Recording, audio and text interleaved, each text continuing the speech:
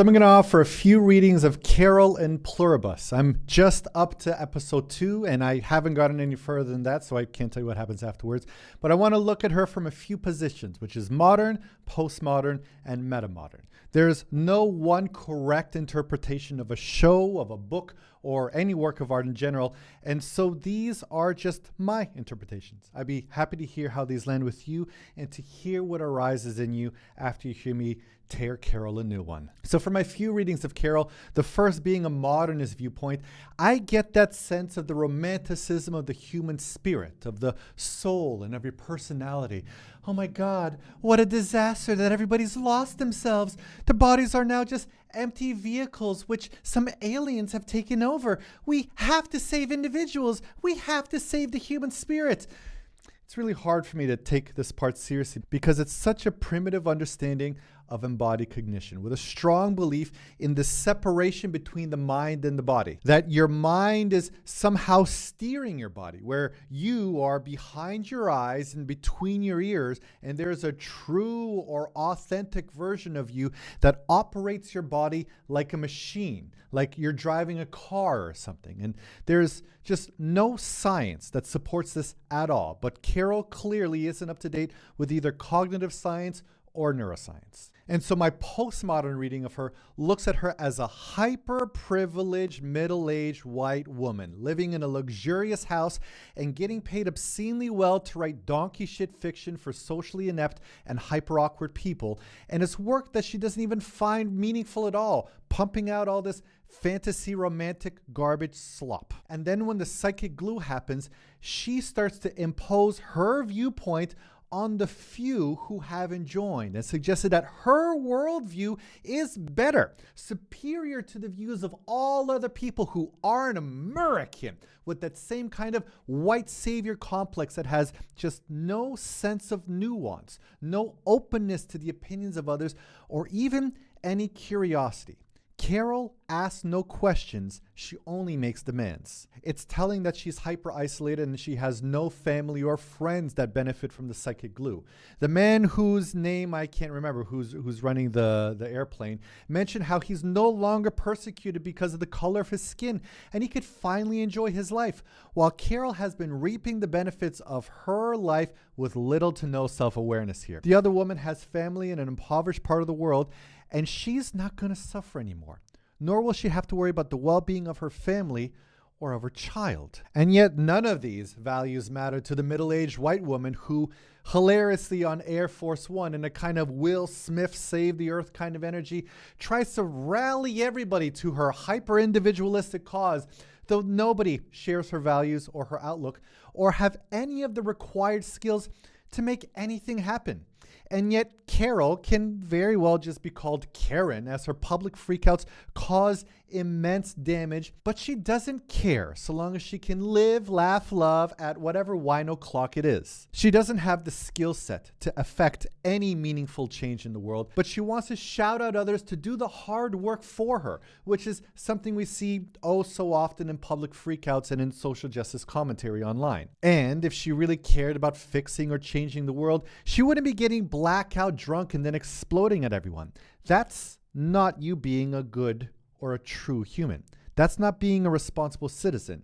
You are the problem, Carol, and you lack the self-awareness to see it. Now, a more empathetic reading of Carol totally understands that she's not interfacing well with this new situation, as she's deeply grieving the loss of her life partner and seems like it's her only family. She's clearly and obviously profoundly traumatized by this, as I definitely would be if my partner died, and I'd also be coping with it poorly through substance abuse more than likely, and through my own kind of tinge of vindictive resentment towards the collective. 100%. I get it. And so moving on to a meta-modern reading of this, I'm looking at the collective, the pluribus, this psychic glue in so many neat ways. Because for starters, my God, this is what I would love to have in the world. I am so down for all of us to be interfaced, to share our collective knowledge so that we can coordinate on making this world a better place. This would come from a position where capitalism no longer rules the world, where scarcity is a thing of the past, where hierarchies no longer exploit the majority, where the pyramid scheme has finally toppled. We'd stop killing animals, which is beautiful. We'd stop killing each other, which is even more beautiful.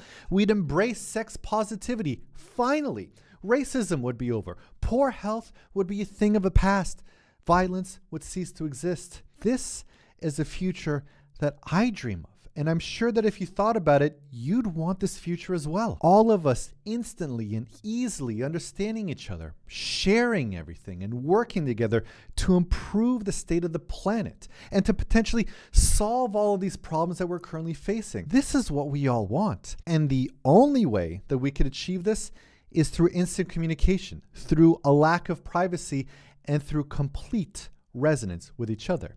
And if that gives you the ick, then you might still be stuck in modernist egoism or postmodern destructive organizations, both of which are very understandable. But all of the cells in your lungs share a goal and all coordinate to make you breathe. If they all had individual goals, it wouldn't function as a system and your body would disintegrate and just be impossible. There's something beautiful about losing yourself in a group, in a shared dance or a shared song, in the teamwork of sports, in building a company and forming a collective. A major phrase that's been alive in me lately is that we all want a village, but nobody wants to be a villager. Carol, she doesn't want to be a villager. She wants the village of awkward book buyers that she doesn't respect at all to make her stupidly wealthy. Carol wants a kingdom and she wants to support hierarchical thinking. At the same time, I see the psychic glue as a kind of metaphor for the language that we're using when we talk about AI, that is going to have all of the collective knowledge of all of humanity. It's going to be able to coordinate instantly. It's going to solve poverty and death and all of our problems. We're never going to have to work again. We could just play on the beach forever. This is the message that tech bros keep on selling us. And it's actually one that I happen to believe. Maybe not in our lifetime, but this is a future that's going to come for us eventually. Though we could save that for an entirely different conversation.